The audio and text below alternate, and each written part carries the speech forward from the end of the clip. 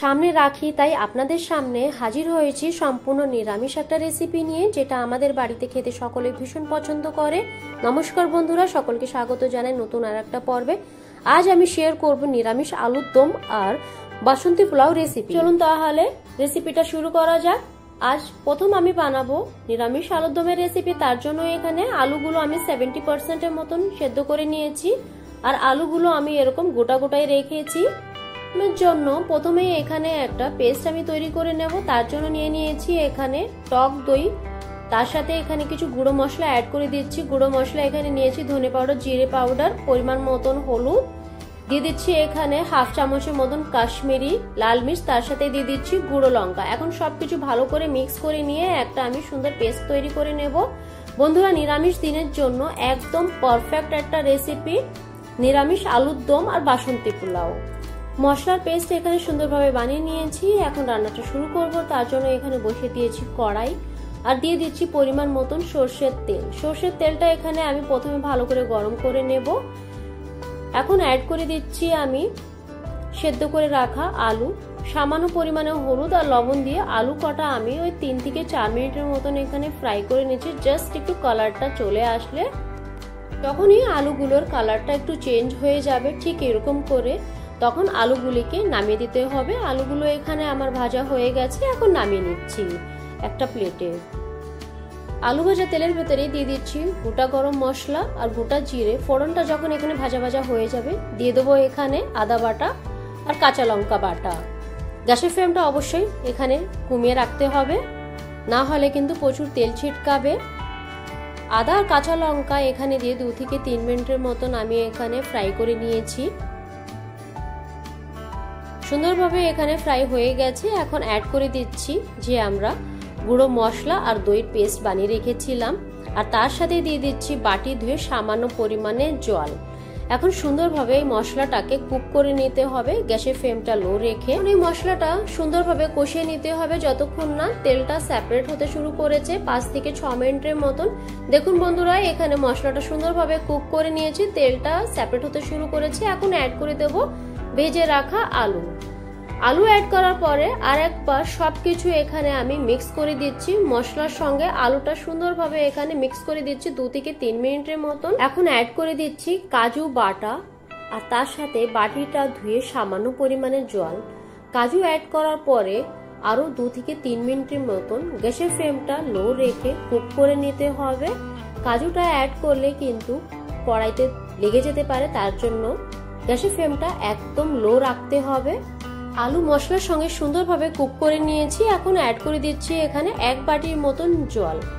জল অ্যাড করে আরেকবার সবকিছু এখানে ভালো করে আমি মিক্স করে দিচ্ছি।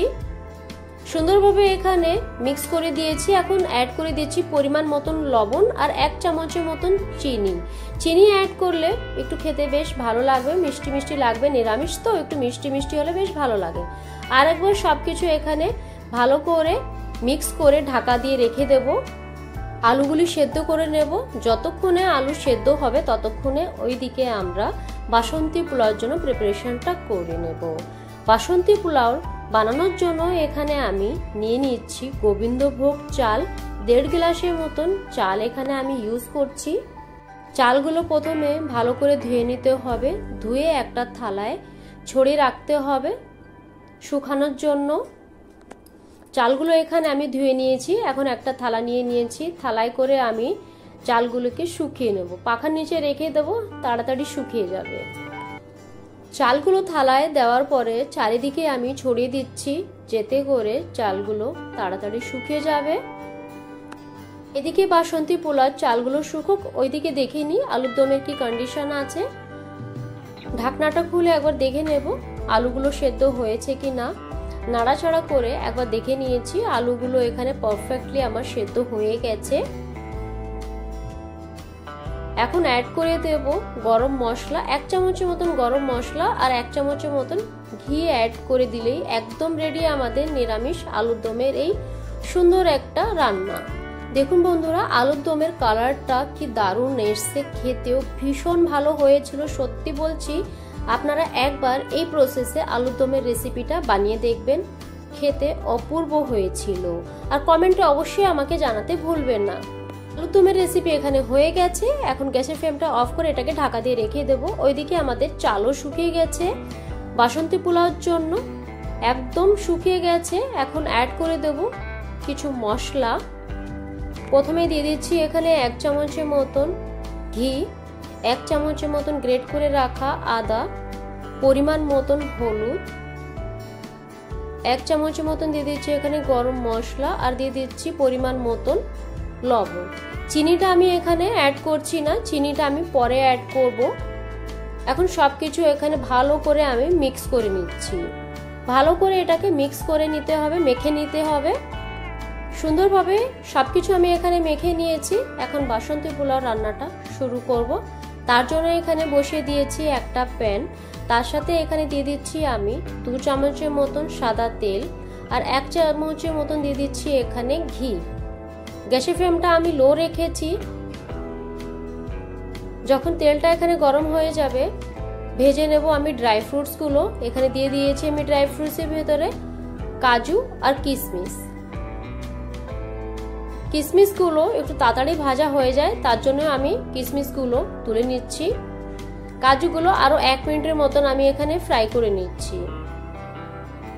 কাজু এখানে ভাজা হয়ে গেছে, এখন তুলে নিচ্ছি। এখন এই প্যানের ভিতরে দিয়ে দিচ্ছি গোটা গরম মশলা। গরম মশলা এখানে আমি দিয়েছি একটা তেজপাতা, 2টো এলাচ, একটা দারচিনি আর 3-4টে লবঙ্গ আছে। ওই একটু ভেজে নিয়ে অ্যাড করে দিচ্ছি মেখে রাখা চালগুলি।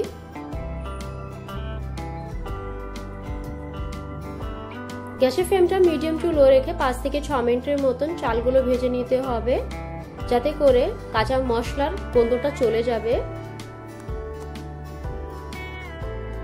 কন্টিনিউ এটাকে নাড়াতে থাকতে হবে, না হলে কিন্তু এক সাইডে হয়তো চালগুলো পুড়ে যেতে পারে।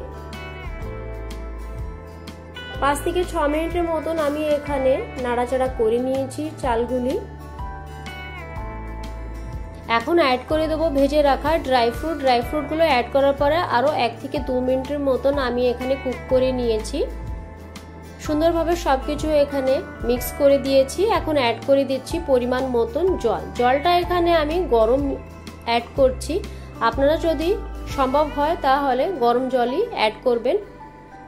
বাসন্তী পোলাও রান্না করতে গেলে এর জলের পরিমাণটাই সব থেকে ইম্পর্টেন্ট। যে পরিমাণে আমরা চাল ইউজ করেছি তার ডবল এখানে জল অ্যাড করতে হবে, তবেই কিন্তু ঝরঝরে পোলাও এখানে তৈরি হবে।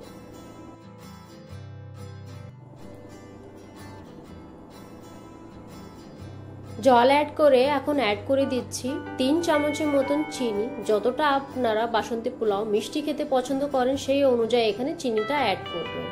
আর অ্যাড করে দিচ্ছি 2টো কাঁচা চিরা লঙ্কা। এখন সবকিছু মিক্স করে প্রথমে গ্যাসের ফ্লেমটা একদম হাই রেখে 5 মিনিটের জন্য ঢাকা দিয়ে রেখে দেব। 5 মিনিটের জন্য এখানে গ্যাসের ফ্লেমটা একদম হাইতে রেখে ঢাকা দিয়ে রেখে দিচ্ছি আমি। 5 মিনিট পরে ঢাকনাটা খুলে আর একবার এখানে আমি সবকিছু মিক্স করে দিচ্ছি, নাড়াচাড়া করে দিচ্ছি, যাতে করে সবকটা চাল পারফেক্টলি এখানে কুক হবে। নাড়াচাড়া করে এখন আমি 10 মিনিটের জন্য এটাকে ঢাকা দিয়ে রেখে দেবো। গ্যাসের ফ্লেমটা একদম লোতে করে মাঝে একবার ঢাকনাটা খুলে আর একবার সবকিছু মিক্স করে দিয়েছিলাম। আজ আমি আপনাদের সঙ্গে 2টো রেসিপি শেয়ার করেছি। আশা করছি ভালো লেগেছে। ভালো লাগলে একটা কমেন্ট আর লাইকের মাধ্যমে আমাকে জানাতে ভুলবেন না। আমার চ্যানেলটাকে সাবস্ক্রাইব করে পাশে থাকবেন। একদম রেডি হয়ে গেছে বাসন্তী পোলাও আর আলুর দমের রেসিপি। আশা করছি আজকের ভিডিওটা ভালো লেগেছে। ভালো লাগলে বেশি বেশি শেয়ার করবেন, লাইক করবেন, আমাকে একটা কমেন্টের মাধ্যমে জানাবেন। দেখা হচ্ছে পরবর্তী অন্য কোনো রেসিপি। ততক্ষণের জন্য টাটা, বাই বাই।